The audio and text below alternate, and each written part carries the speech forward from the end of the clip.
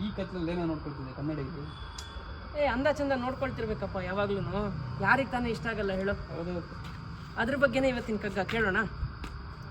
ಸೊಗಸು ಬೇಡದ ನರ ಪ್ರಾಣಿಯಲ್ಲಿ ಹುದಯ್ಯ, ಮಗುವೆ ಮುದುಕನೆ ಪುರಾಣಿಕ ಪುರೋಹಿತರೆ, ಜಗದ ಕಣ್ಣಿಣುಕದೆಡೆ ಮುಕುರದೆದುರಡು ನಿಂತು ಮೊಗವತಿದ್ದುವರೆಲ್ಲ ಮಂಕುತಿಮ್ಮ.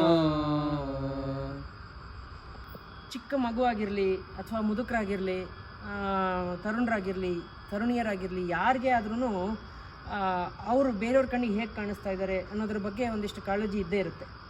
ಹಾಗಾಗಿ ಇಡೀ ಪ್ರಪಂಚ ಅವ್ರ ಕಡೆ ನೋಡದೇ ಇದ್ದಾಗಲೂ ಕೂಡ, ನೋಡದೇ ಇದ್ರೂ ಕೂಡ ಅವ್ರು ಮಾತ್ರ ಕನ್ನಡಿ ಮುಂದೆ ನಿಂತ್ಕೊಂಡು ನಾವು ಹೇಗೆ ಕಾಣ್ತಾ ಇದ್ದೀವಿ ಅಂತ ಒಂದು ರೀತಿ ನಮ್ಮ ಮೇಲೆ ನಮಗೆ ಮೋಹ ತುಂಬ ಇರುತ್ತೆ.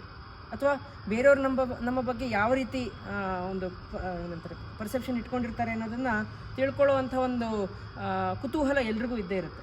ಅದನ್ನೇ ಗುಂಡಪ್ಪನವ್ರು ಈ ಕಗ್ಗದಲ್ಲಿ ಹೇಳ್ತಾ ಇದ್ದಾರೆ. ತುಂಬ ನಿಜ ಅಂತ ಅನ್ಸುತ್ತೆ ಅಲ್ವಾ?